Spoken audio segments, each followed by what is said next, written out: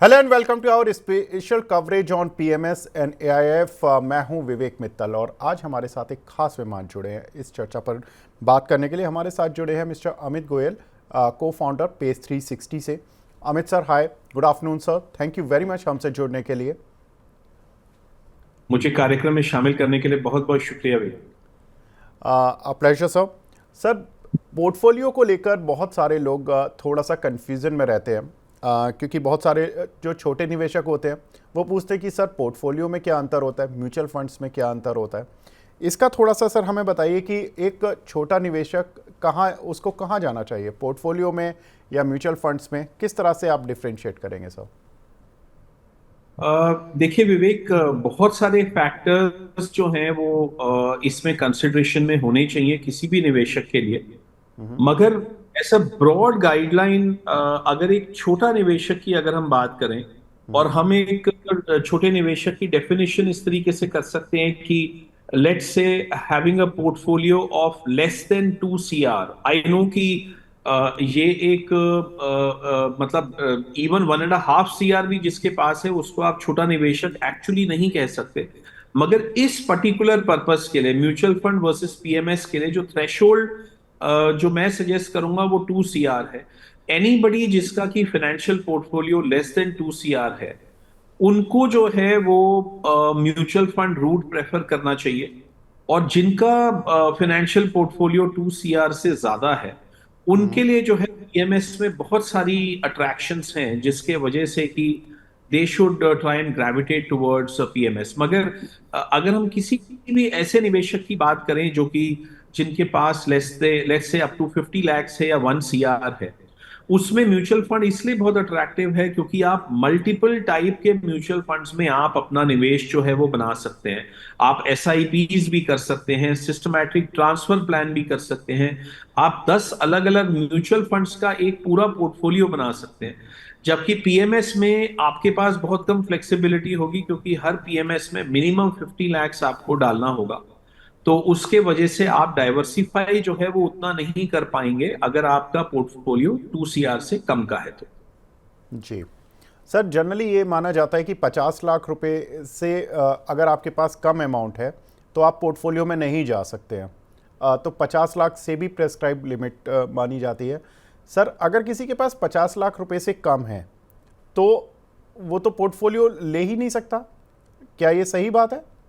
ये बिल्कुल सही बात है विवेक कि इवन 49.9 लाख से जो है आप पीएमएस शुरू नहीं कर सकते हैं एज पर सेबी गाइडलाइंस। तो ओके। आपको फर्स्ट ट्रांच जो है आपको 50 lakhs का देना है, मगर उसमें रिलैक्सेशन जो है वो सेबी ने ये दी हुई है कि आप जरूरी नहीं है कि सिर्फ बैंक ट्रांसफर ही करें। आप शेयर्स के फॉर्म में, डीमैट म्यूचुअल फंड्स के फॉर्म में, या डीमैट बॉन्ड्स के फॉर्म में भी, या डीमैट ईटीएफ्स के फॉर्म में भी आप अपना पीएमएस जो है वो शुरू कर सकते हैं। मगर फर्स्ट ट्रांच इन्वेस्टमेंट का 50 lakhs मिनिमम जो है वो होना ही होना चाहिए।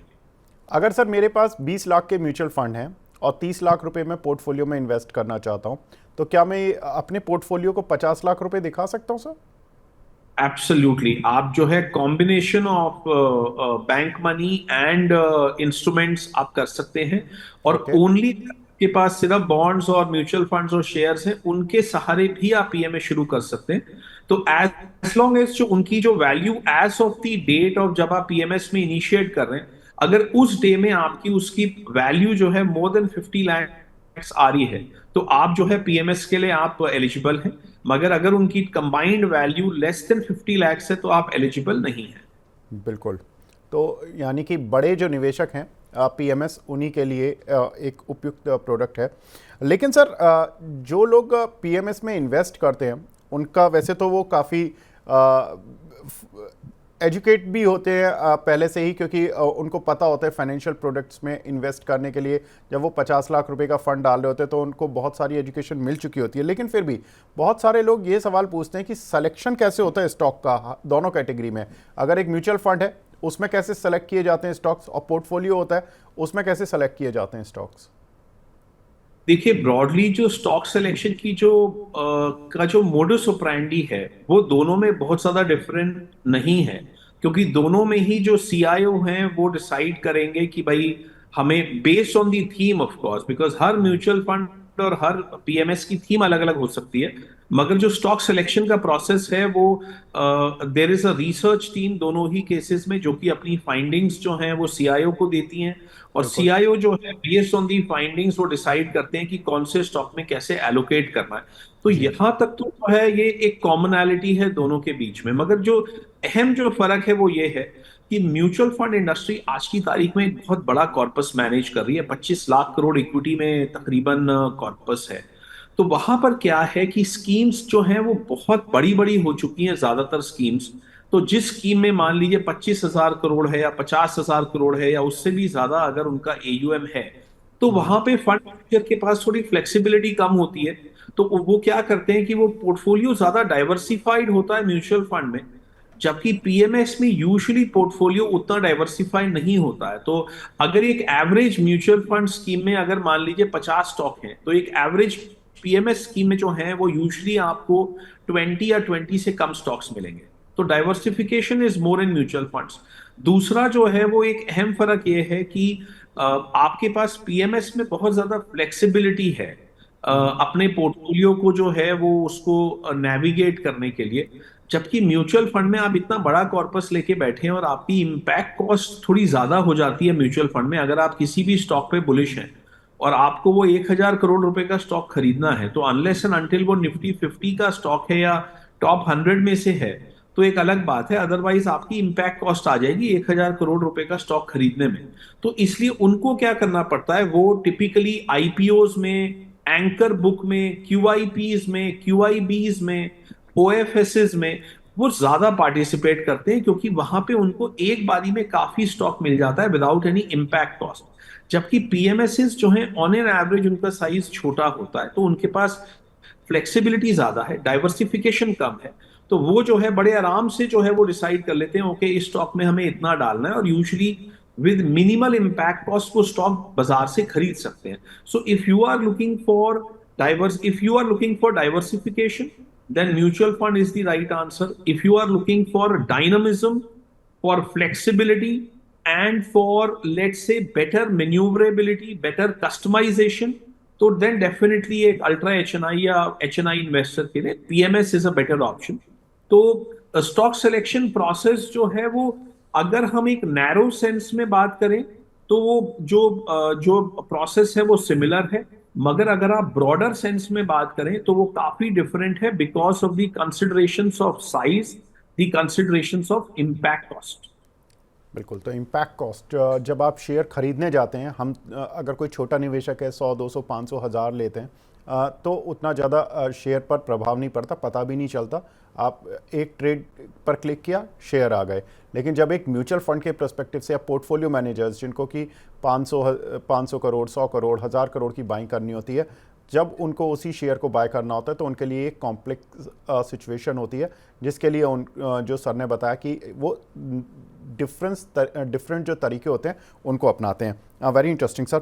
सर, बहुत सारे लोग ये भी सवाल पूछते हैं कि पोर्टफोलियो मैनेजर और फंड मैनेजर में क्या अंतर होता है? देखिए, पोर्टफोलियो मैनेजर भी एक किस्म से फंड मैनेजर ही है, और आज की तारीख में कुछ पीएमएसएस इतने बड़े हो गए हैं कि उनका जो कॉर्पस है वो एक एक नॉर्मल एएमसी के इक्विटी फंड से, कोई इक्विटी कॉर्पस से कोई बहुत ज्यादा कम नहीं है उनका कॉर्पस। तो इन दैट सेंस जो है वो दोनों में बहुत ज्यादा डिफरेंस नहीं है। मगर देखिए, mutual fund industry obviously is much bigger than the entire PMS industry. तो इसलिए जो स्टेचर की अगर मैं बात करूं, तो जो म्यूचुअल फंड इंडस्ट्री में जो सीआईओज हैं इक्विटी फंड्स के, उनका स्टेचर जो है वो ज्यादा पब्लिक डोमेन में होते हैं, they are more of public figures, और उनके बारे में एक आम तौर पे जो है ज्यादा लोग जानते हैं, बजाय इसके कि जो पीएमएस के जो फंड मैनेजर्स हैं। Of course this is only a broad rule, आप ये भली भांति इस बात से परिचित हैं कि इवन पीएमएस स्पेस में कई ऐसे पीएमएस हैं जहां पे कि जो उनके जो सीआईओज हैं वो एक्चुअली म्यूचुअल फंड इंडस्ट्री के ही पहले सीआईओज थे, जिन्होंने कि अब अपना खुद का जो है पीएमएस लॉन्च किया हुआ है। तो इसलिए टू दैट एक्सटेंट उनकी प्रोफाइल जो है वो इक्वली है compare to the mutual fund CIOs. But broadly speaking आप ये कह सकते हैं कि दोनों जो हैं वो they are basically made from the same cloth. एक जो प्रोफाइल है या जो कैपेबिलिटी सेट है वो काफी सिमिलर है, मगर जो कॉरपोरेट गवर्नेंस के जो नॉर्म्स हैं और जो प्रोसेसेस हैं, चूंकि वो थोड़े डिफरेंट हैं। जो म्यूचुअल फंड है वो बहुत ज्यादा टाइटली रेगुलेटेड है कंपेयर टू अ पीएमएस। तो उसमें जो प्रोसेसेस हैं और जो रेगुलेशंस हैं वो बहुत ज्यादा इन्वॉल्व हैं, because the smallest of investor who is investing only ₹500 in an SIP, वो भी जो है उसकी परिभाषा में आते हैं। जबकि टिपिकली पीएमएस में जो है वो वाले जो इन्वेस्टर्स हैं वो पीएमएस के लैंडस्केप में आएंगे ही नहीं। तो इसके वजह से जो है वो इन दैट सेंस जो है वो डिफरेंस है। मगर in terms of capabilities, in terms of let's say the intellect, मैं समझता हूं कि कोई बहुत ज्यादा जो है वो डिफरेंस नहीं होएगा दोनों में। जी सर, बहुत सारे लोग ये भी सवाल पूछते हैं कि पोर्टफोलियो मैनेजर चूँकि एक छोटी टीम होती है उनकी रिलेटिवली, अगर हम म्यूचुअल फंड पर बात करें, म्यूचुअल फंड चूँकि ज़्यादातर बैंक से जुड़े हुए होते हैं या किसी एक जो बड़े नाम होते हैं वही अपनी एएमसी खोल पाते हैं, तो वहाँ पर तो कोई प्रॉब्लम नहीं होता। लेकिन कई बार क्या होता है कि अगर किसी पोर्टफोलियो मैनेजर से ठीक से उनका रिटर्न नहीं आ रहा या कुछ और प्रॉब्लम हो जाती है उनकी पर्सनल लाइफ में, तो किस तरह से आप रोटेट कर सकते हैं अपने फंड को? आपको उस पोर्टफोलियो से पूरा पैसा निकालना पड़ेगा या आपको उसको माइग्रेट करने की कोई सुविधा होती है? देखिए, कोई माइग्रेशन पॉसिबल नहीं है। ओके। पीएमएस में जो है वो रूल्स बहुत क्लियर हैं। अगर वो सेम पीएमएस जो फंड मैनेजर है, अगर उनकी भी एक स्कीम से आपको दूसरी स्कीम में जाना है, तो वहां पर भी जो है माइग्रेशन पॉसिबल नहीं है। आपको एक जगह से पहले आपको पैसा निकालना होगा सिक्योरिटीज को लिक्विडेट करके, और तभी आप दूसरी स्कीम में जा सकते हैं, चाहे वो सेम एसेट मैनेजमेंट कंपनी की है, चाहे वो दूसरी कंपनी की है। So right. To that extent there is no doubt. मगर देखिए, अगर मैं टैक्सेशन इम्प्लीकेशन की अगर मैं बात करूं तो वो सेम ही रहेगी। अगर आप म्यूचुअल फंड में भी एक स्कीम से निकाल के दूसरी स्कीम में जाएंगे तो भी आपको वहां तक का पूरा टैक्स देना पड़ेगा। पीएमएस में भी अगर आप ऐसा करेंगे तो आपको वहां तक का पूरा टैक्स देना पड़ेगा। सो टैक्सेशन वाइज तो जो है कोई बहुत ज्यादा अंतर नहीं है। मगर ऑफ कोर्स म्यूचुअल फंड में जो रिडेम्पशन प्रोसेस होता है वो बहुत ज्यादा स्ट्रीमलाइंड होता है। आप जो है वो किसी भी दिन अगर आप 3 बजे से पहले अपनी रिडेम्पशन, आपकी रिक्वेस्ट अगर चली जाती है, तो आपको जो है T+2 बेसिस पे जो है वो पैसा आपके अकाउंट में आ जाता है। पीएमएस में अगर आप रिडेम्पशन करते हैं या अगर आप ट्रांसफर करने की कोशिश कर रहे हैं तो टिपिकली जो है वो प्रोसेस थोड़ा ज्यादा लंबा होता है। ये तो एक फर्क है। उसके राइट। अलावा क्या है कि कई पीएमएसएस में एग्जिट लोड जो है थोड़े लॉन्गर ड्यूरेशन के होते हैं। म्यूचुअल फंड्स में टिपिकली जो है वो 6 महीने के एग्जिट लोड होते हैं, जहां पे कि जी। आप जो है वो निकालने के ऊपर बंदिश होती है। अगर आप निकालेंगे तो आपको एक कॉस्ट देनी पड़ेगी जो कि एग्जिट लोड जिसको बोलते हैं। राइट। पीएमएस में अक्सर जो है एग्जिट लोड के अमाउंट्स परसेंटेजेस ज्यादा होती हैं, और अक्सर जो है वो उसका जो अवधि होती है वो भी लॉन्गर होती है। तो to that extent there is lesser flexibility in case of a PMS. और दूसरी बात जो है वो बिल्कुल क्लियर है कि पीएमएस में आप टिपिकली अगर आप रिडेम्पशन के लिए रिक्वेस्ट करते हैं तो जी। आप 5 से पहले आपको पैसा जो है आपके अकाउंट में हिट नहीं करेगा आमतौर पे। जबकि म्यूचुअल फंड में वो बहुत ही ज्यादा रेगुलेटेड है कि चाहे कोई भी म्यूचुअल फंड हो, आप अगर किसी भी दिन अगर आप रिडेम्पशन डालेंगे तो T+2 2 वर्किंग डेज के अंदर आपके अकाउंट में पैसा हिट करेगा ही करेगा।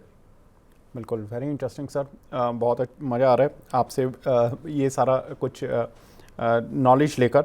सर, बहुत सारे लोग ये भी सवाल पूछते हैं कि पोर्टफोलियो को ट्रैक कैसे कर सकते हैं? जैसे म्यूचुअल फंड होता है, रोज़ एनएवी दिखती है, आप अपनी रिटर्न को देख सकते हैं कि कितना रिटर्न आपको अपने फंड पर मिल रहा है, लेकिन पोर्टफोलियो में कैसे देखें सर? जी देखिए, ज्यादातर पीएमएस स्कीम्स में आपको एक ऑनलाइन आपको लॉगिन मिलता है, और ओके। आप अपनी एनएवी परफॉर्मेंस को जो है वो डेली बेसिस पे आप ट्रैक कर सकते हैं। बल्कि पीएमएस में एक एडिशनल आपको फैसिलिटी है जो म्यूचुअल फंड में नहीं है, और वो ये है कि आप अपनी portfolio details during the course of the month आप कभी भी फंड मैनेजर से मांग सकते हैं। पीएमएस के केस में कि भाई ये हमारा जो है 50 लाख या 1 CR लगा हुआ है, और और ये जो है आप हमें डिटेल दीजिए कि किस किस सिक्योरिटी में लगा हुआ है। तो वो जो है आप कभी भी during the course of the month, online या ऑफलाइन, आप अपनी पूरी पोर्टफोलियो की डिटेल आपको मिल सकती है। जबकि म्यूचुअल फंड में बहुत ही क्लियर है कि आपको मंथली बेसिस पे जो है आपको अपना पूरा पोर्टफोलियो एएमसी शेयर करती है। तो महीने के बीच में अगर आप जानना चाह रहे हैं कि आपका पैसा म्यूचुअल फंड में एग्जैक्टली कैसे डिवाइडेड है, तो वो आपको इंफॉर्मेशन नहीं मिल सकती है। सो आई वुड से कि today the information flow between the fund manager to the investor is actually better in case of PMS than it is in case of mutual fund. Great sir, quite interesting. Sir एक और सवाल लोग पूछते हैं कि dividend और bonus का क्या होता है। लाइक म्यूचुअल फंड में बहुत सारी स्कीम्स होती हैं जिनमें कि डिविडेंड और बोनस का पता नहीं चलता। पीएमएस में भी सर पता नहीं चलता क्या कि डिविडेंड कब आया, कब बोनस आया, इन सब के बेनिफिट्स कहाँ जाते हैं सर? जी, तो देखिए, मैं ये एज्यूम कर रहा हूं कि जो पीएमएस या म्यूचुअल फंड में जो स्टॉक्स हैं, आप उनके ऊपर जो कॉर्पोरेट बेनिफिट्स हैं, आप उनकी बात कर रहे हैं। जी सर, जो नहीं कॉर्पोरेट बेनिफिट्स नहीं सर, जैसे एक शेयर कंपनी ने लिया हुआ है, मान लीजिए एक म्यूचुअल फंड कंपनी ने लिया हुआ है और वही शेयर एक पोर्टफोलियो मैनेजमेंट कंपनी ने लिया हुआ है और उस शेयर पर एक स्पेशल डिविडेंड आ जाता है या लेट्स से इंटरिम डिविडेंड आ जाता है या उस कंपनी के शेयर पर बोनस आ जाते हैं, तो इसका जो बेनिफिट होता है वो किस तरह से डिवाइड होता है सर इन्वेस्टर के अकाउंट में?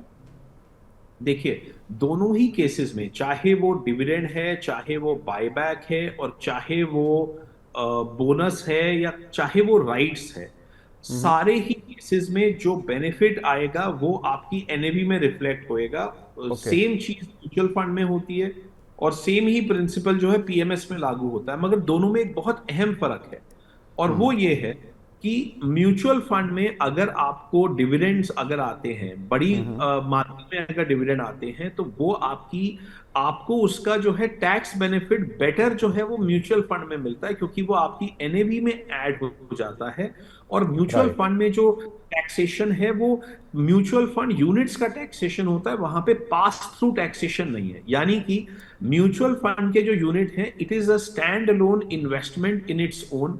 तो जब एनएवी बढ़ती है, चाहे वो उसमें फंड मैनेजर प्रॉफिट बुक कर रहे हैं और चाहे उनको डिविडेंड का बेनिफिट मिल रहा है, आपको उससे कोई मतलब नहीं है। आपकी म्यूचुअल फंड की एनएवी बढ़ रही है तो आपको वहां पर पूरा का पूरा टैक्स बेनिफिट मिलेगा। अगर आप उसको नहीं बेचते हैं तो आपको कोई टैक्स नहीं पे करना है।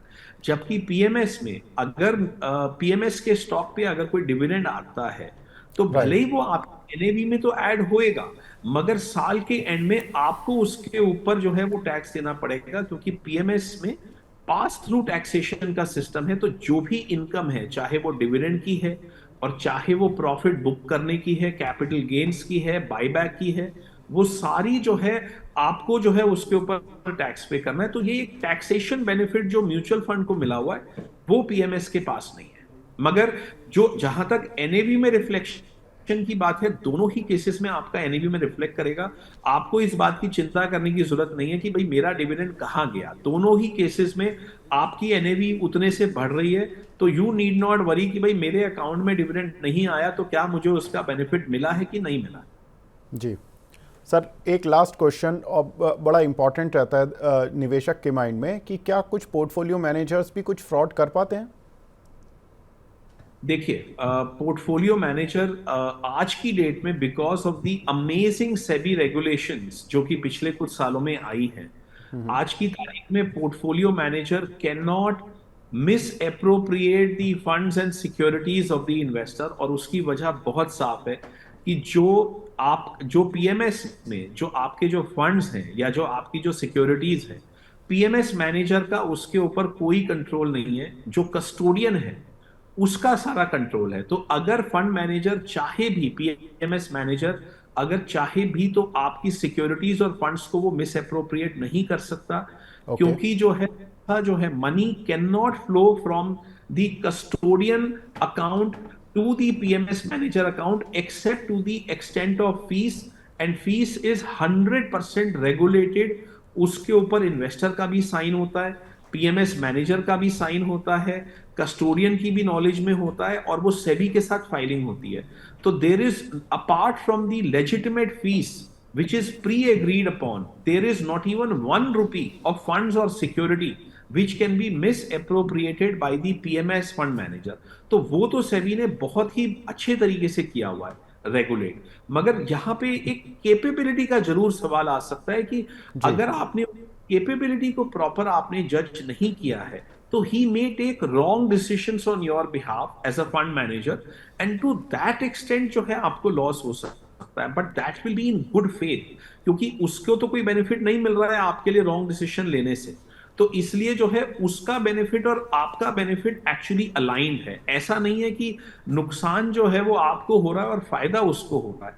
तो सेबी ने इस तरीके से इसको रेगुलेट किया हुआ है कि आपको केवल अपने फंड मैनेजर की केपेबिलिटी के ऊपर तो आपको जरूर एक बहुत ज्यादा आपको एनालिसिस करना है, उसका ट्रैक रिकॉर्ड, उसकी हिस्ट्री, उसका पास परफॉर्मेंस, उसका विजन, उसका आउटलुक, उसकी कॉर्पोरेट गवर्नेंस, आपको हर चीज को आपको एक जो है आपको एक व्यू बनाना है एज एन इन्वेस्टर। मगर आपको इस बात के ऊपर कोई डर नहीं होना चाहिए कि भाई मेरे फंड्स जो है वो लेके कहीं ना वो वैनिश ना हो जाए, या मेरी सिक्योरिटीज को जो है मिस अप्रोप्रिएट करके वो वैनिश ना हो जाए। That is not a problem at all in the current Indian context. बिल्कुल, तो यानी पोर्टफोलियो भी लगभग उतने ही सेफ़ हैं जिस तरह से म्यूचुअल फंड में आपका पैसा सेफ़ होता है। रिटर्न की जो टर्मिनोलॉजी है वो भी सर ने बहुत तरीके से समझाई कि किस तरह से रिटर्न जनरेट होते हैं, किस तरह से शेयर खरीदे जाते हैं। अमित सर, आप हमारे साथ जुड़े सर, बहुत बहुत शुक्रिया हमसे जुड़ने के लिए, अपना प्रीशियस टाइम देने के लिए। बहुत बहुत धन्यवाद विवेक। Pleasure sir. तो ये थे अमित सर जिन्होंने बताया कि पोर्टफोलियोज़ में किस तरह से शेयर सेलेक्ट किए जाते हैं, किस तरह से रिटर्न जनरेट होता है, किस तरह से आप अपने पोर्टफोलियो को ट्रैक कर सकते हैं, कितने सेफ हैं पोर्टफोलियो प्रोडक्ट्स, किस तरह से फंड मैनेजर और पोर्टफोलियो मैनेजर में डिफरेंस क्या होता है, और क्या कुछ सेबी की नॉर्म्स हैं, किस तरह से ये मैनेज किए जाते हैं। तो बहुत सारी बातें हुई। उम्मीद करते हैं कि इस एपिसोड से आपको पोर्टफोलियो की जो बेसिक चीज़ें हैं वो समझ आई होंगी, और क्यों म्यूचुअल फंड में और पोर्टफोलियो में एक डिफरेंस होता है, क्या डिफरेंस होता है वो भी समझ आया होगा। तो फिलहाल इस खास पेशकश को यहीं पर विराम देते हैं। नमस्कार।